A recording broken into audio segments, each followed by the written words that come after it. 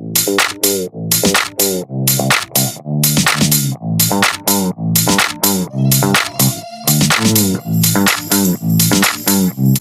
selamat datang di Beranda Cerita, sebuah program podcast yang membahas berbagai isu seputar hal-hal yang relate banget nih sama kita. Oke, perkenalkan saya Wahyu Setianingrum Rahim, mahasiswa Universitas Negeri Yogyakarta yang akan memandu podcast pada kali ini. Dalam episode kali ini, kita akan membahas topik yang sangat penting nih, tentang circle yang gak sehat dan gimana sih cara mengatasinya? Oke, circle atau lingkaran adalah bagian dari kehidupan sosial kita yang sangat mempengaruhi kesehatan mental kita. Namun, ketika circle tersebut tidak sehat, hal tersebut bisa membawa dampak buruk loh bagi kita. Oke, langsung saja mari kita bahas bersama-sama tentang apa itu circle yang tidak sehat dan bagaimana mengidentifikasinya dan apa sih yang dapat kita lakukan untuk keluar dari situasi tersebut. Yuk simak podcast Beranda Cerita kali ini.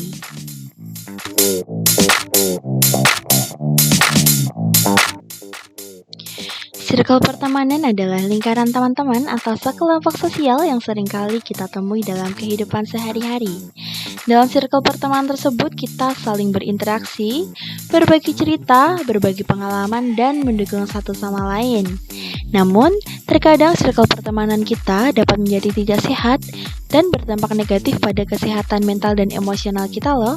Nah, circle pertemanan yang tidak sehat ini bisa terbentuk karena beberapa faktor, yang diantaranya kesamaan minat dan hobi yang negatif. Nah, circle pertemanan yang tidak sehat seringkali terbentuk karena kesamaan minat dan hobi negatif. Misalnya, circle tersebut suka melakukan hal-hal yang merugikan diri sendiri seperti minum minuman keras atau menggunakan narkoba. Nah, jika seseorang bergaul dengan orang-orang yang memiliki minat dan hobi seperti itu, maka dia akan lebih mudah terjebak loh dalam perilaku yang tidak sehat. Selanjutnya ada ketergantungan pada satu sama lain.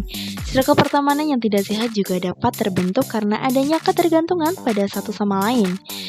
Teman-teman dalam circle tersebut mungkin merasa sulit ya untuk memutus hubungan karena mereka merasa nih bergantung antara satu sama lain.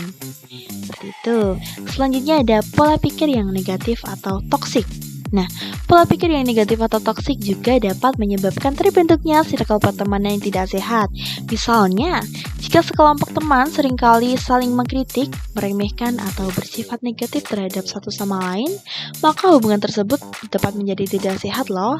Selanjutnya ada peer pressure. Nah, peer pressure ini agak asing ya teman-teman di telinga kita. Oke, peer pressure ini dapat disebut juga tekanan dari teman sebaya yang juga bisa menjadi faktor terbentuknya circle pertemanan yang tidak sehat. Teman-teman di dalam circle tersebut mungkin merasa terpaksa untuk melakukan hal-hal yang sebenarnya tidak ingin mereka lakukan. Nah, mereka ini terpaksa melakukan karena tekanan dari teman-teman di sekitar mereka. Selanjutnya ada trauma atau latar belakang yang sama. Circle pertemanan yang tidak sehat juga dapat terbentuk karena adanya latar belakang atau pengalaman yang sama seperti misalnya trauma atau pengalaman buruk. Nah, mungkin teman-teman dalam circle tersebut tidak sadar ya, dan malah memperkuat pengalaman negatif mereka dan menyebabkan hubungan menjadi tidak sehat.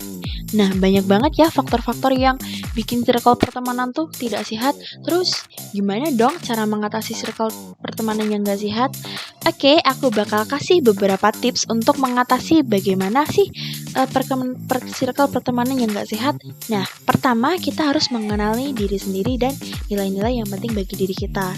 Nah, seringkali ya kita bergaul dengan seseorang yang memiliki nilai-nilai berbeda karena kita merasa perlu menyesuaikan diri dengan mereka. Tapi jika nilai-nilai tersebut bertentangan dengan nilai-nilai kita, maka pertemanan tersebut tuh bisa jadi nggak sehat loh. Karena kita melakukan nilai-nilai yang agak menyimpang. Nah, selanjutnya kita juga jangan takut untuk menjaga jarak. Jika circle pertemanan tersebut terbukti tidak sehat, gak ada salahnya loh untuk kita menjaga jarak atau bahkan mengakhiri pertemanan dengan mereka. Mungkin sulit ya teman-teman buat dilakukan, tapi hal ini tuh perlu dilakukan loh untuk menjaga kesehatan mental dan emosional kita. Selanjutnya kita bisa mencari teman-teman baru. kita bisa mencari teman-teman baru yang memiliki minat yang sama dalam hal positif tentunya. Hal tersebut tuh bisa meningkatkan kualitas pertemanan kita dengan circle kita yang sehat gitu.